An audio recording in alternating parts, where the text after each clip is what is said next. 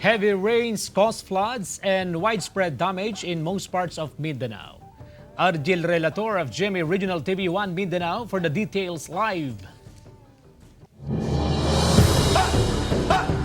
Argil. CJ, hundreds of residents were affected after some rivers in Mindanao overflowed due to heavy and continuous rains.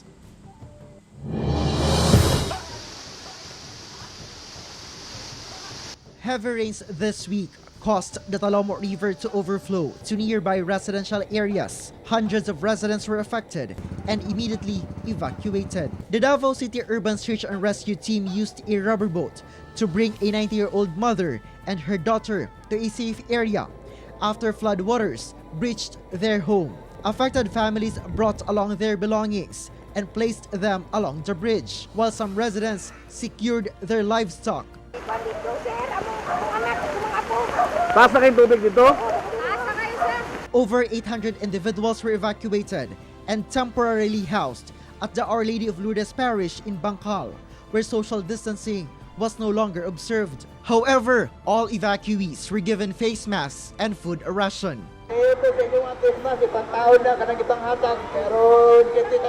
PAGASA reported that the heavy rains was a result of the trough of the low-pressure area.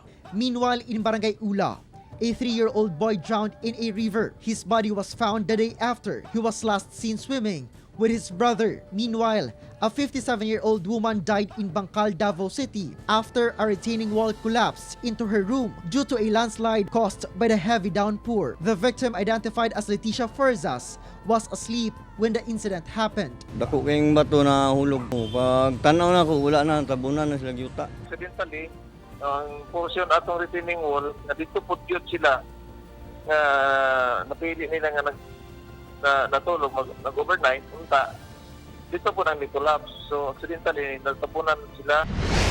In PAGADIAN City, heavy rains caused a blackout, making it difficult for motorists to clearly see the highway. This caused a female rider to meet an accident when the motorcycle she was driving crashed into the center island in Rizal Avenue in Barangay Santa Lucia. In Kumalarang, Zamboanga del Sur, 15 hectares of rice field were affected when the Kumalarang River overflowed. The flood also breached many houses. The LGU is now assessing the cost of damage.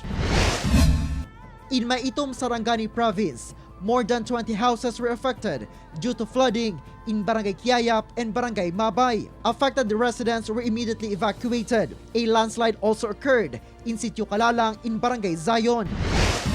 Meanwhile, a farmer in Alabel, Sarangani, Leo Hele, died after a coconut tree in their backyard fell onto him.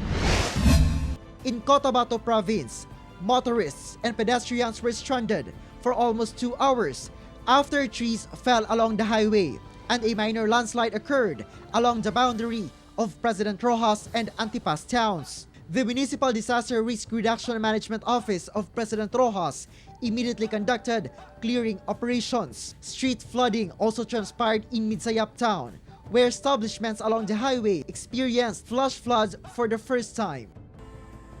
CJ, as a tropical depression enteng intensifies along with the low-pressure area, local government units here in Mindanao remain alert in monitoring areas that may be affected by these weather disturbances. CJ.